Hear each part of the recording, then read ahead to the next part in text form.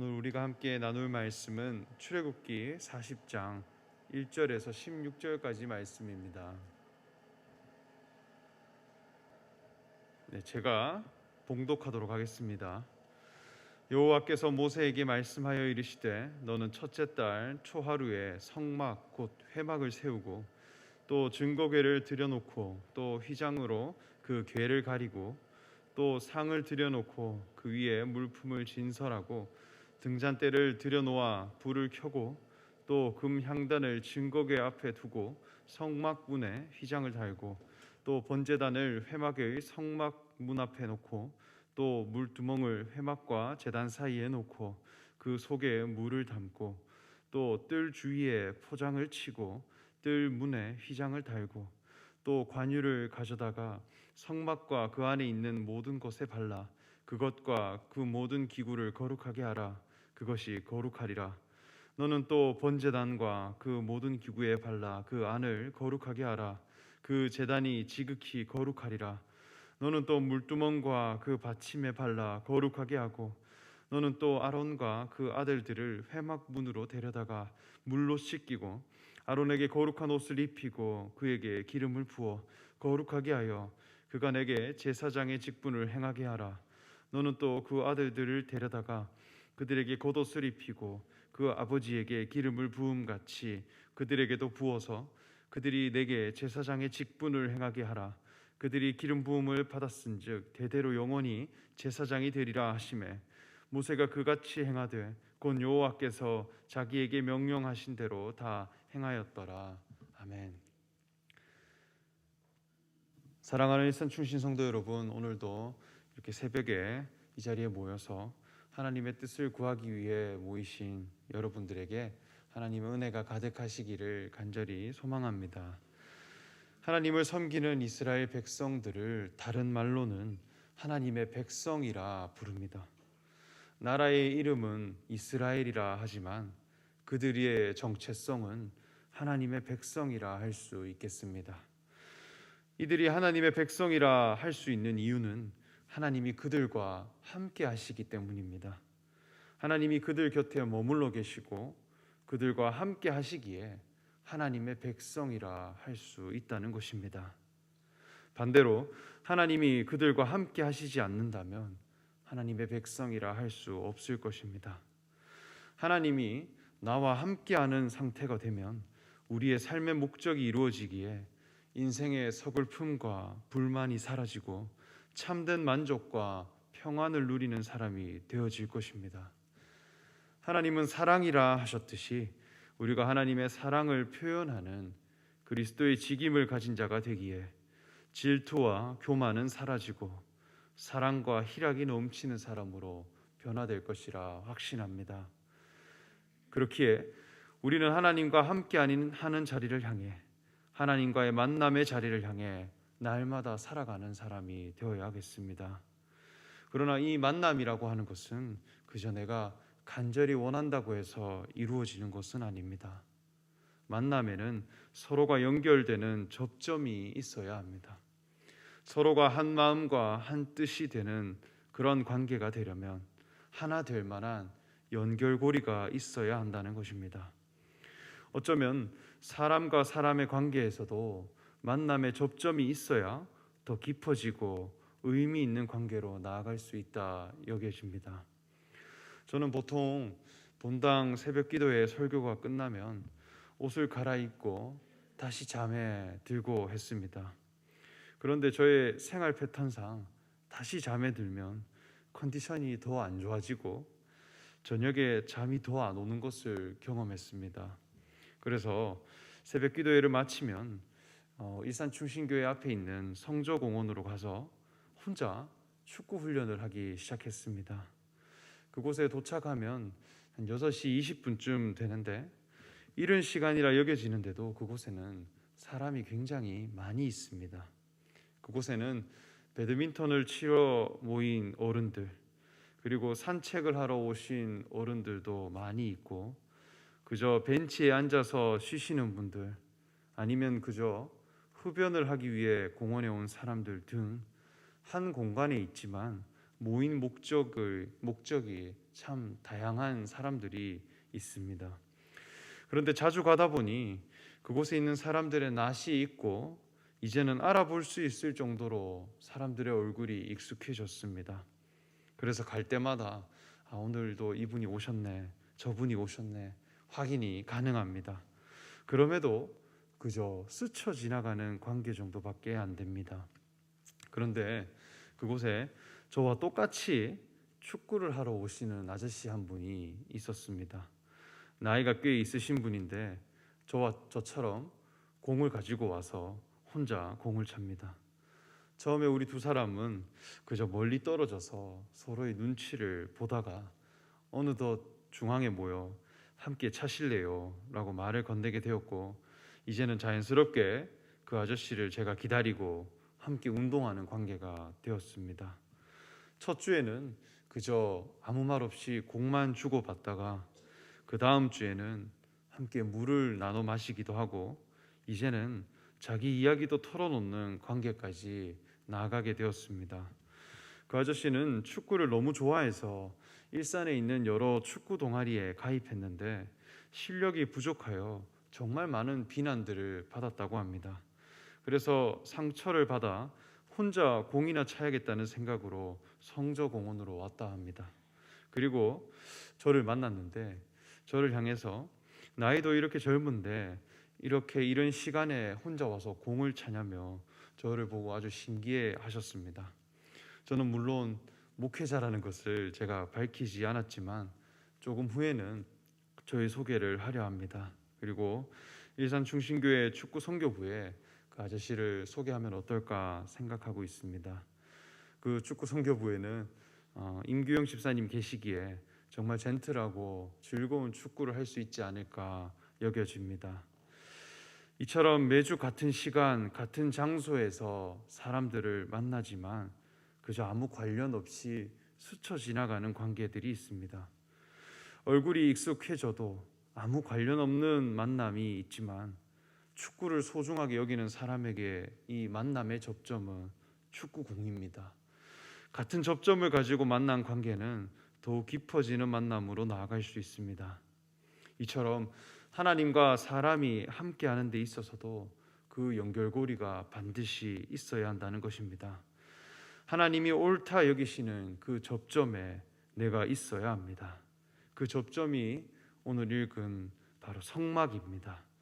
하나님께서는 이스라엘 백성들에게 성막을 건축하라 하셨고 그곳에 내가 너희와 함께 하겠다 약속하셨습니다.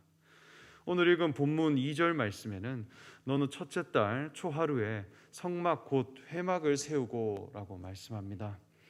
왜 성막을 세우라 하셨을까요? 우리 육체가 살아가는 데 있어 반드시 필요한 조건이 의식주라고 합니다. 무엇을 먹을까, 무엇을 입을까, 그리고 어디에 살 것인가, 그저 육체가 살아가는 데 필요한 조건들이 있습니다. 이것을 위해서 그저 이것에 목숨을 걸며 살아가는 사람들이 많지만 사실 이것은 삶을 살아가는 방법일 뿐 우리 삶의 목적은 아닙니다. 하나님께서 세우라 하신 성막은 그저 우리 육체가 어떻게 살아갈 것인가 하는 것을 위해 지은 공간이 아닙니다. 하나님께서 성막을 세우시고 나타나는 현상을 보면 그 세우신 목적을 알 수 있습니다.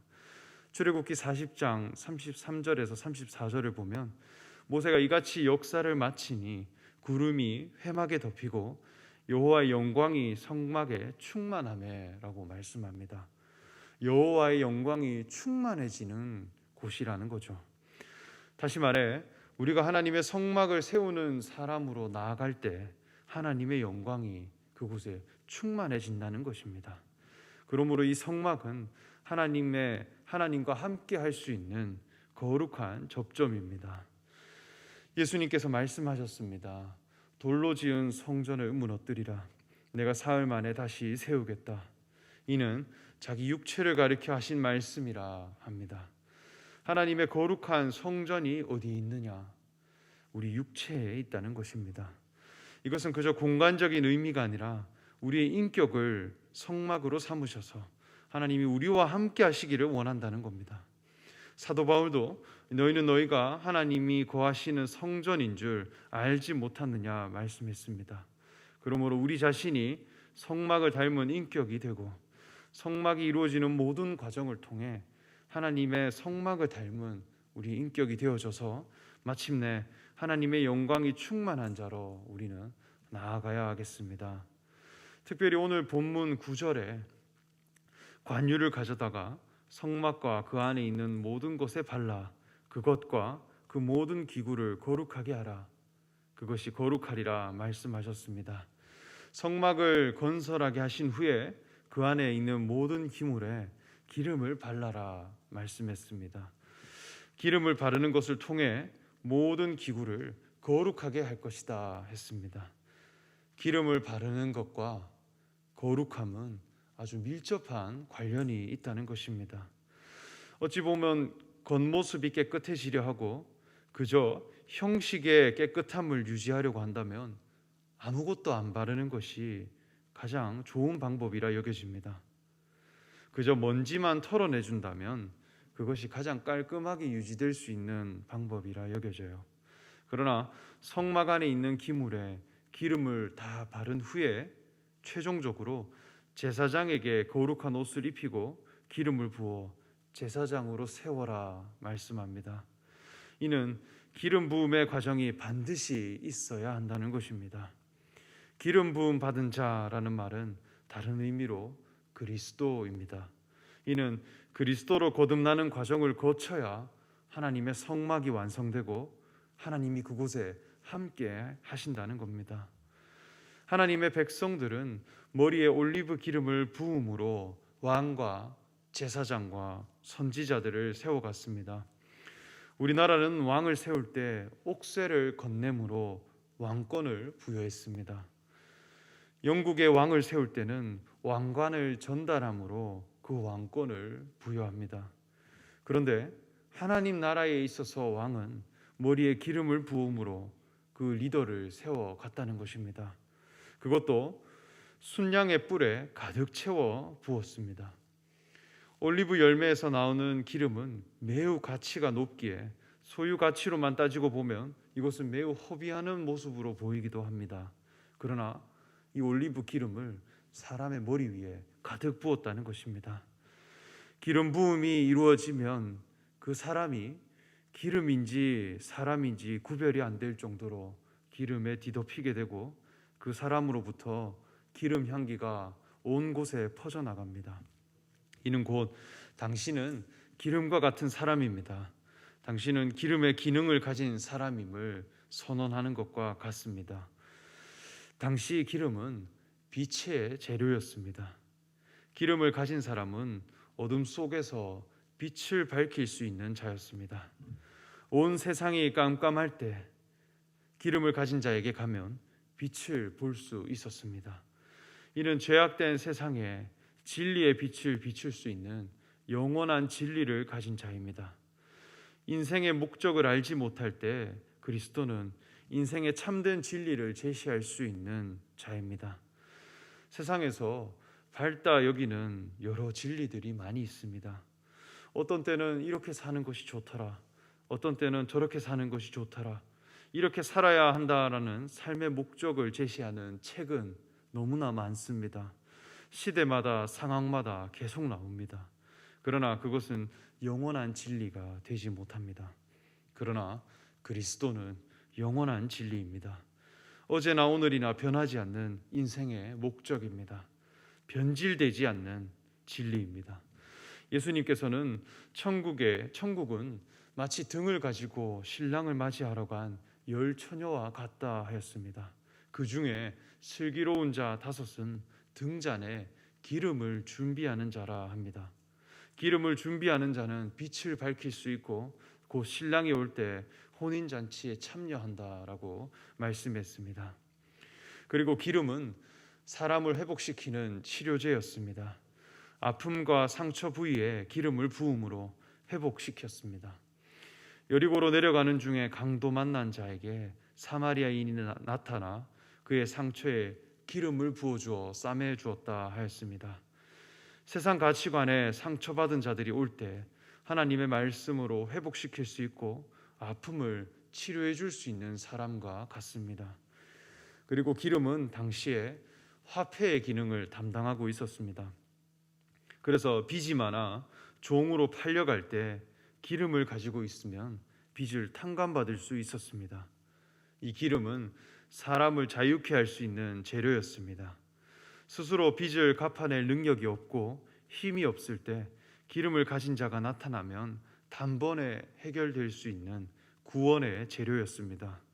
그리스도의 직임을 가진 자가 나타나면 포로된 자에게 자유를, 눈먼 자에게 다시 보게 함을 전파하며 눌린 자를 자유롭게 하고 주의 은혜의 해를 전파할 것이라 말씀했습니다. 세상의 포로가 된 자들을 하나님의 백성으로 구원케 할 수 있는 그런 직임을 가진 자입니다. 그리고 기름은 먹거리의 재료였습니다. 양식에 기름을 더하면 큰 에너지원이 되고 굶주린 자에게 기름을 먹이면 배부름을 얻고 큰 에너지를 얻을 수 있었습니다. 하나님의 의에 줄이고 목마른 자에게 그리스도는 영원한 양식이요 삶의 에너지가 된다는 것입니다. 이러한 기름을 사람의 머리에 붓는다는 것은 당신이 참된 진리의 빛을 가진 자이고 사람을 자유케 할 수 있는 자이며 그리고 사람을 회복시킬 수 있는 자이며 당신이 참된 삶의 양식임을 시인하고 인정하는 것입니다. 하나님 나라의 왕과 제사장은 이러한 기름 부음을 통해 세워갔습니다. 사무엘 제사장은 다윗을 보고 그 머리에 기름을 부었을 때 다윗은 하나님의 영에 감동했다 하였습니다. 그리고 하나님의 나라가 그에게서 시작되었습니다. 이러한 과정이 시작되지 않으면 거룩한 신앙으로 이어지지 못한다는 것입니다. 오늘날 예수 그리스도를 믿음으로 받은 자들을 그리스도인이라 합니다. 이는 기름 부음 받은 자들이라는 의미를 가지고 있습니다. 예수님의 그리스도의 직임을 나도 함께 가진 자로서 이 땅 가운데 하나님의 의를 전하고 선포해 갈 수 있는 왕 같은 제사장이라 하겠습니다. 우리가 그리스도로 지음 받았기에 성막에 있는 모든 기물에 기름을 발라야 한다는 것입니다. 내 속에 기름 부음의 사건이 가득 차야 한다는 것입니다. 나라고 하는 성막 안에 하나님의 말씀에 대한 교훈과 예수 그리스도 그분의 이름이 충만해지는 사건이 있어야 한다는 것입니다. 말씀 따로 내 삶 따로 있는 것이 아니라 내 속에 있는 모든 생각과 내 속에 있는 모든 가치관 곳곳에 기름 부음이 충만해져야 한다는 것이죠. 이 기름 부음이 있을 때 비로소 성막은 거룩해지고 여호와의 영광은 충만해진다 하였습니다. 오늘날 하나님의 성막은 우리의 인격입니다. 하나님이 내 속에 거하시기를 원합니다. 성막 안 모든 기물에 기름을 바르듯 우리의 속심령 안에 그리스도의 교훈을 날마다 채워가는 자들이 되어 거룩한 신앙인들이 되시기를 간절히 소망하며 말씀 전합니다. 우리 이 시간 같이 기도하겠습니다. 하나님 감사합니다. 이 새벽에 우리를 불러주시고 하나님의 말씀을 나누고 하나님의 뜻을 구해가는 이 기도의 시간을 허락하심에 감사합니다. 우리가 그리스도인으로서 기름 부음의 사건이 우리 삶에 충만한 자들이 되기 원합니다. 성막 안에 있는 모든 기물에 기름을 바름으로 거룩하게 하셨듯 우리 속 사람이 그리스도의 생명으로 가득 채워져 하나님의 진리를 가진 자로 주님께 나아가기를 원합니다. 그리하여 하나님께서 거하실 만한 하나님의 영광이 충만한 성막과 같은 자로 우리가 나아가는 그런 은혜를 허락하여 주시옵소서. 감사드리며 예수님의 이름으로 기도합니다. 아멘.